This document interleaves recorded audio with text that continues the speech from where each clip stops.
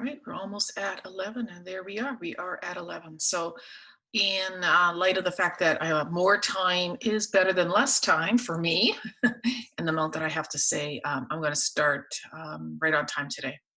So, hello everyone, and welcome to yet another webinar in the COVID-19 pandemic webinar series. The intention of these bi-weekly webinars is for me to offer up some reflections that I am processing, that's coming into my awareness, and my thinking around those offerings or those thoughts, and then to offer them out to you so that it can help you process and do some inner work in regards to this time of the pandemic. So we all know that it's probably a good time to do some really good inner work while we have this time stepped away from our busy lives. And so this is an offering for me to kind of guide you along the path towards inner work, based on my own processing, my own guidance. So that's the intention of the Monday and Wednesday webinars. And so far, I believe we have about, I think this is the 6th in the series. And if you wish to go back and review any of the previous ones in case you missed them or you want to hear them again, you can just go to my YouTube channel, and they're all there for your viewing pleasure. So let me just introduce myself like I always do on every webinar. So hi everyone, my name is Karen Spencer, and I am the founder and the CEO of a life coaching practice called It Can Be Different. The intention of the practice is to help smart and passionate adults that are going through a tough time, and they have come to the realization that they need to get past how they think and what they think about themselves and how they've been trained to think, in order to really achieve and realize the life that they truly want for themselves. So if you find yourself one of those people that are just stuck and find that life is becoming rather repetitive and you can't get past whatever it is that keeps holding you back, and you've come to the realization that all our power lies in our neurology and how we think, both consciously and, more importantly, unconsciously, and you would like to eliminate those kinds of barriers in a very easy and effective way, then this kind of coaching is going to be excellent for you. So today's webinar tails off of Monday's webinar. They kind of go into a thought stream, as I can see, as they're arising into my awareness. And today's webinar I've entitled Improv, improvisation. And let me just reflect a little bit about what we talked about on Monday. So what we came up with on Monday is that it doesn't really matter how much we understand about the outside world. Our real work doesn't begin until we can turn inwards and understand our inside world. And when I refer to outside world, it's both the outside world, the greater macro outside world, and we talk a lot about how these learnings are being reflected back into the pandemic and what's going on in a very global basis. It's a very big mirror for us to look into based on what's going on in the inside world. So outside world can mean the greater outside world and how we're processing the global pandemic. And it can also refer to our general microcosm that we live within. The outside world meaning our family and our friends and our very small world. So let me say that statement again. It doesn't really matter truly what's going on the outside world. Our real work only begins and can truly happen when we do our work on the inside world, and that is us, within us. So I reflected on Monday how the tide seems to have been turning, and I'm sure you're experiencing this as well. And everyone's kind of moved out of shock and maybe fear a little bit, and have come to some sense of how to manage their lives in the pandemic. But now we've all become obsessed a little bit with this prediction. When is it going to end? How long will it take? What will it look like when it's over? What businesses will survive? What businesses won't survive? How will we interact with each other? And this obsession with prediction, although very important for life to manage forward, I offered up the idea that really becoming obsessed with our outside world and what is going on out there should be about 10% of our work, and that the 90% of the work should be really focused on the question, how am I going to respond? So not so much what is going to happen, but how am I going to respond? And, none of us came to this life, or none of us are really going to strive to be master predictors, master forecasters.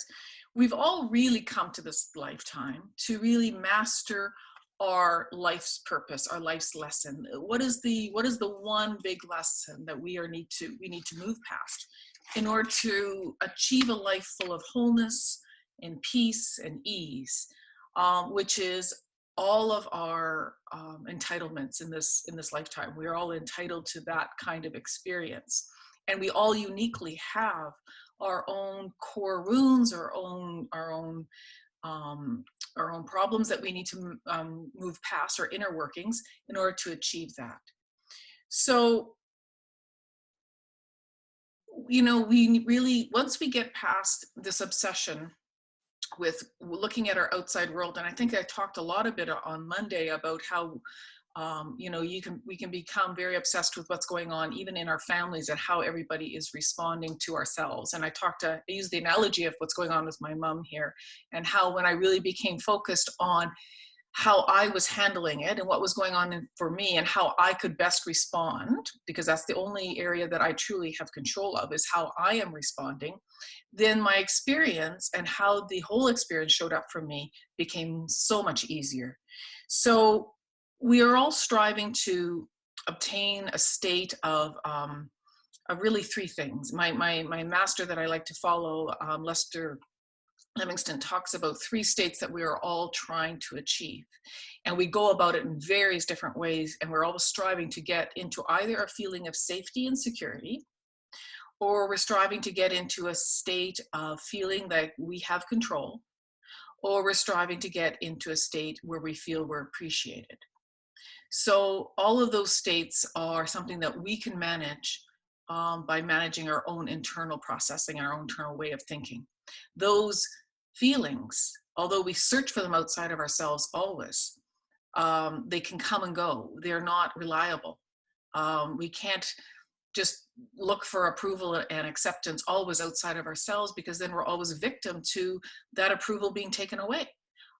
We cannot always look for safety outside of ourselves, because again, at any time that can be taken away. And that sense of safety needs to reside deep within ourselves, that we are truly okay and we'll be fine. And the same with control. So the question is not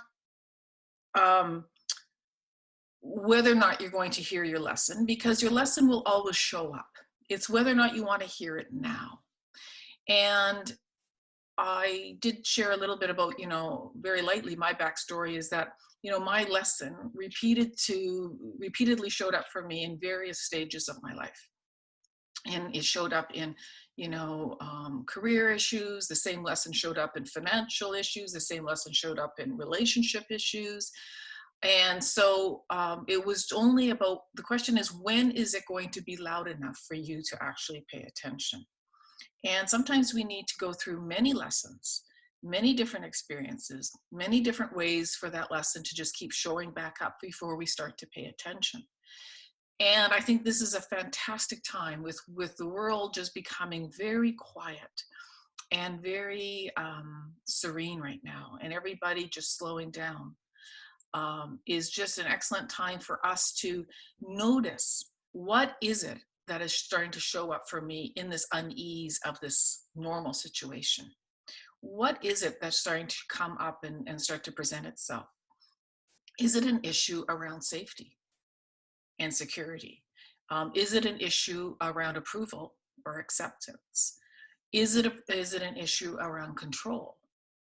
And then under each of those states, what particular emotions are showing up for me around that? So again, it's just a matter of, is this the time for you to sit down and do some of the deeper work. And like I say, what's guaranteed in life is they say death and taxes are guaranteed. And I always like to add a third onto that, is that our lessons are guaranteed, because they will continue to come up in various ways until we are ready to do some work and do some deep work. And then what happens is that the life that we've been striving for so hard by looking outside of ourselves and trying to really control and look for what we need all outside of ourselves, once we realize that the work is inside and we can do the processing inside, that it all starts to show up for us. So what I would like to talk to you today is about improv. And I just feel that this whole time with COVID is really just become a huge improv lesson. So as we all know what improv comedy is comedy that is not written out, it is not pre-written, it's not memorized. Improv comedy usually involves, definitely involves more than one person. And it involves a very easy relationship between the multiple people, and they just feed off each other, and they allow the comedy just to show up as you respond to the other person's feedback, or the other person's response back to you. It's a very much a kind of a flow between one and the other person. So back when I was in the corporate world, there was an opportunity to take an improv class for a bunch of us leaders. The idea being that they wanted us to obviously take the lessons of improv into the work environment, and to work on our ability to be responsive, to be a little bit less staunch in our approach, to realize that if we work together, the result can be much better than if we work just individually. So I went into this improv class at Second City here in Toronto. And what I found was that I found it to be quite difficult, actually. And when I look back now and I see how the lesson went and what my experience was, there is some great reflections upon that versus what's going on today with our current environment. So the lesson that they had us do, or the exercise they had us do, was, I think there was about 6 of us in the class, and they would start and give the first person a setup, a scene, and then that person would have to add to that scene with their own whatever they wanted to. They could add anything they want, no restrictions, and then pass that developed scene to the next person, and they would change it up, and they would add whatever they wanted to add. So I think, for example, they may start out with the first person and say, you're sitting in a cafe and the cook comes out from behind the doors, and the cook is an alien. So it's obviously very unexpected, and then you take that from there. And then if you're the first responder, you go, the alien sits down and decides to have a cup of coffee with me, and and in walks Johnny Depp or something like that, and then it passes to the next person, and they keep going with it. And you can see how this could go in a multitude of directions, all depending on how everybody wants to play with it. So what I'm getting at is that when I got into my head and I really started to anticipate what the people in front of me are going to say, and how am I going to respond? Or I think they're going to say this, or what if they say that? And I get really obsessed outside of myself. And I really got worried about what they're going to say and trying to pre-think how I'm going to respond to that. My experience was not pleasant. It was not easy. It was rather painful. And my response obviously was probably not anything near brilliant. When I was able to, after doing this a couple of times, because I think everybody had that initial way of being, when we were able to kind of loosen up and just have fun with it and not worry about what everybody else was going to say next, and just trust that when the ball comes to me, or when it's my turn, that I'll think of something brilliant to say, and something fun and whimsical, and it will add value and I will enjoy it. When that became the state upon which all of us got into, the results were so much more brilliant and so much more funny and more enjoyable. So it's about being It's about being an improv person. Life is about being improvisational, about being flexible and not being rigid. Because when we're rigid, like I was at the beginning of those exercises, it was not enjoyable. It was not brilliant. It did not result in the best result possible. So what we have to learn is that the drive to be rigid and the drive to think it all through, and I have to have the right answer, and I need to stay very much in my head, is a very ego driven response. It comes from a lot of fear, and it comes from a lot of being afraid of being wrong, and afraid of being embarrassed, maybe afraid of being less than.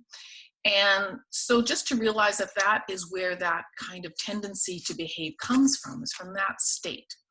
And if we want to flourish, if we truly want to flourish, then we need to get out of that state, and we need to loosen up, and we need to just trust that we don't need to have it all figured out, because we don't know which way it's going to go anyway.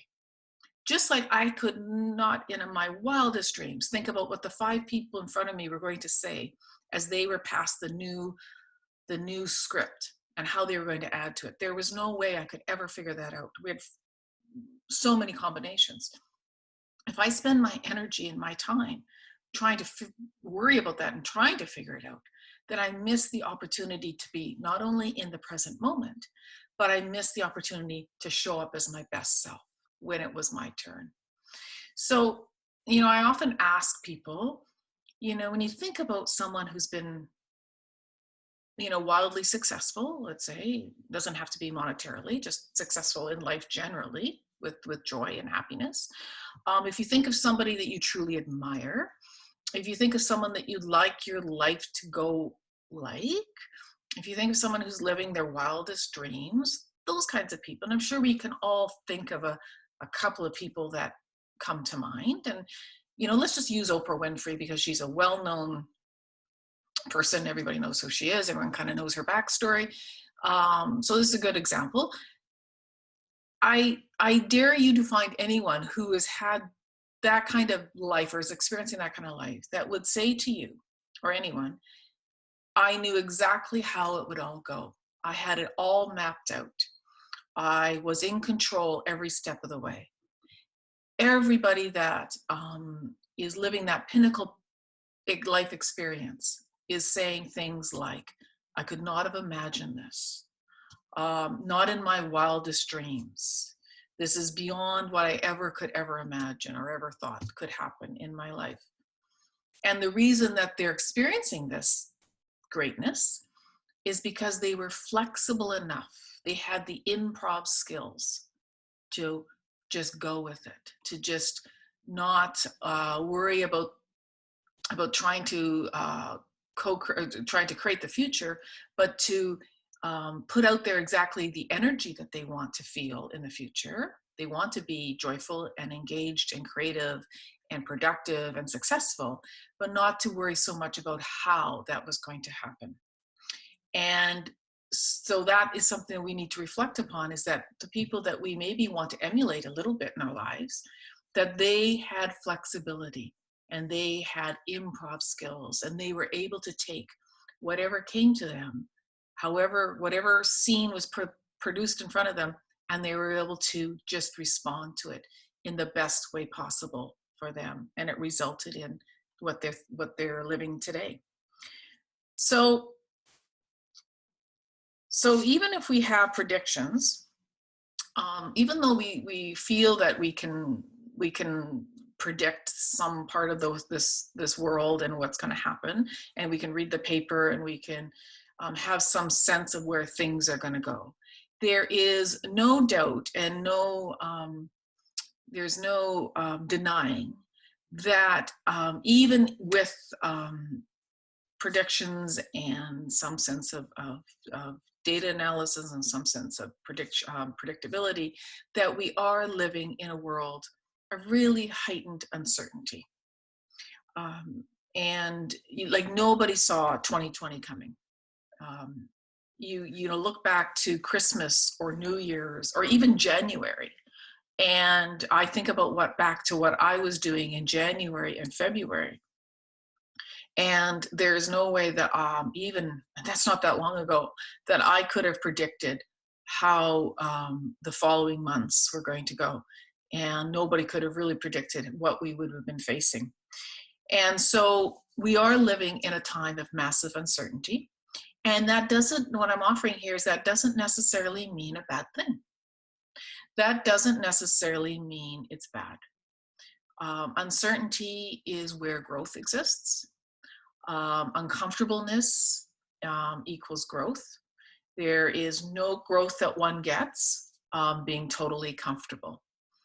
Uh, if you want to grow at any kind of skill, if you want to learn anything new, if you want to achieve any kind of physical development, if you're trying to develop your body, if you're trying to exercise, any kind of growth or development will require a sense of uncertainty. I really don't know how to do this. I don't know how this is all going to go. There's always that beginning part of uncertainty and feeling nervous. And there's always a sense of being uncomfortable because we're outside of our normal neurology. We're outside of our normal way of being. But growth and comfort do not hang out together. They are not best buddies. So I think we all can probably agree that we all want to be evolving and to be growing and to be learning and to be developing and to becoming the best versions of ourselves every day, little by little. So we have to start to welcome the sense of uncertainty and uncomfortableness into our normal sense of being. We have to start to look for that and to welcome it and to say, I welcome this. I welcome this sense of uncertainty and uncomfortableness because I know that it means that I am being challenged. And because I'm being challenged, I am growing. And challenge means that there's always new ways of being. And if I focus more about myself and how I'm responding and what's going on for me, and I constantly do my inner work, then I know that my response will be the best for me and the best response that I can put forward, and it will result in the best outcome. So the question kind of comes is, how do we then become comfortable with being these improv artists, because we're always in these uncomfortable situations? I think back to that improv class, and that was a very uncomfortable, very, very uncomfortable experience for me. It probably took, it was a whole day exercise, and it probably took me to mid-afternoon before I started to loosen up and started to become somewhat comfortable with the whole exercise. So the question is, how do we then face the fact that we are living a time and we're moving into times of great uncertainty? We are in them. We're going to be uncomfortable probably most of the time, at least in the short term here. So how do we then allow that uncomfortableness and that uncertainty to flourish? And how do we become these masterful improv artists so that we respond in the best way and we take this to the best level possible?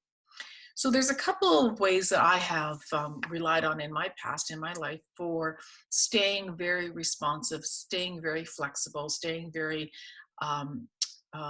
able to kind of see the good in the uncertainty. So one of the first steps is I recognize when I'm becoming attached to a particular outcome, and I let go of that attachment whenever I can. So what I'm referring to here is that when I find that I am becoming, I like the word obsessed a lot, obviously I use it. When I become obsessed with something turning out a specific way, then I recognize that in myself, that I'm becoming obsessed with that happening a specific way, and I release that obsession, I release that attachment to that outcome, and I just come back and I remind myself that I don't know how this is all going to go. And just like I didn't know how it was all going to go in that improv class, I don't know how this is all going to go, but I'm going to trust that it's going to go the best way possible, and I can let go of my obsession with how I think it should be.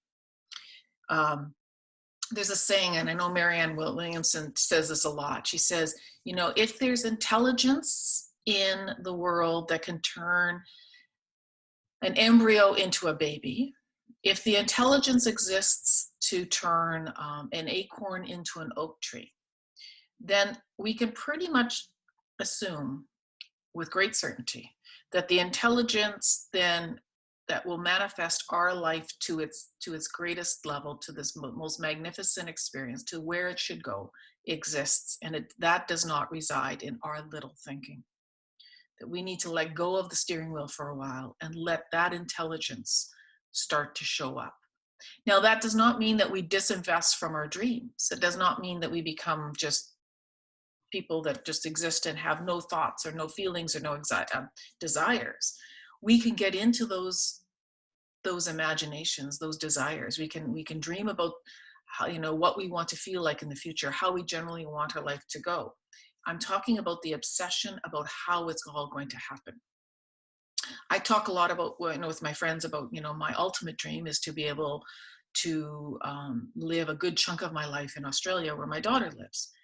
And I can go there very quickly in my imagination of how that will feel, what that will be like, to be there, to enjoy that beautiful weather, to be close to my daughter and her family and my grandchildren. And I can get into the emotions of all that.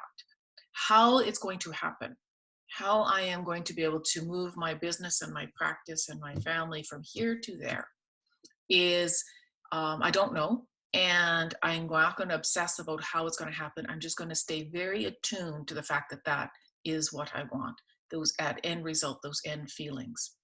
So back to the first step of letting go of to allowing ourselves to be great improv people, very responsive, very flexible, is to let go of any attachment to how we think it should go. Any attachment, let go of that. And then secondly is to bring our attention back to the here and now. When we recognize that it's out, our attention is outside of ourselves, it's out on other, what's everybody else doing, what's going on outside of me, if it's either fixated on my past and something that happened in my past, which is done and gone and over, or if I'm obsessing about anything outside of me in the future, then I realize that I need to bring my attention right back to the here and now. So again, back to the improv class, when I obsessed about what was going on 3 steps ahead of me and how that person was going to react and what they were going to say, and I just didn't stay centered with myself and how I'm feeling and enjoying the moment and getting into the right feelings of enjoyment, then it wasn't the best experience. So we want to bring our attention right back to the here and now. And then thirdly, we allow ourselves to get excited about our future. We get into the emotions of our future. That is all that we need to really do, is to get into exactly how we want to feel about our life, how generally what states we want to be in, and allow the details of our life to start to just show up the way they're naturally meant to show up. So I'll say it's kind of like a Christmas present. Nobody wants to get a Christmas present under the tree, that they know exactly what's in that box. The joy of Christmas and receiving a present is that you have no idea what's in the box. You have no idea what that person has thought you would like to have. And that's what makes Christmas enjoyable, is the anticipation and the excitement of what's in that present. So if you could think about your life like a Christmas present, and that you want to have the surprise and the delight of how this is all going to work out, and not obsess about what's inside that box for you, and just allow that experience of having the surprise and delight as your life unfolds. It will be much easier, and it just requires us to be much better improv people. So what I invite you to do this week is to practice those 3 steps. Sometimes I advise people to set a timer on their phone, because life can get busy and then we forget. So if you want, put a timer on your watch, on your phone, whatever you use, for, let's say, once an hour, that it goes off, and then you check with yourself. Am I in the here and now, or is my mind wandered off into the past or into the future? And if it is, that's okay. Just bring it back to the here and now. Am I getting worried about the details of how this is all going to go? Worried about what the person in front of me is going to do? If you were in the improv class, are you doing that kind of thing? And if so, let go and just say, I don't need to figure it out. Just like I didn't need to figure out what everybody was going to say, we don't need to figure it all out either. I don't need to figure it out. I can just come back and make sure I'm good and I'm okay. And then thirdly, just allow yourself then to um, imagine any kind of future or life or state, even if today, of being in great emotional state. And just say, I'm just going to trust that when I'm associated with the emotions that I really want to live this life with, that how those emotions show up will start to come into my awareness. So I hope you enjoyed today's webinar on becoming improv artists with your life. And you can see areas and ways that you need and you can loosen up and enjoy. This isn't, I think we make life tougher than it is. So just like I made that improv class tougher than it was. See where you can just let go and let loose and see what comes up for you this week. I hope you all enjoyed that, and I look forward to talking to you on Monday and giving some more insights for you to work on. Take care, stay home, and stay safe. Bye-bye.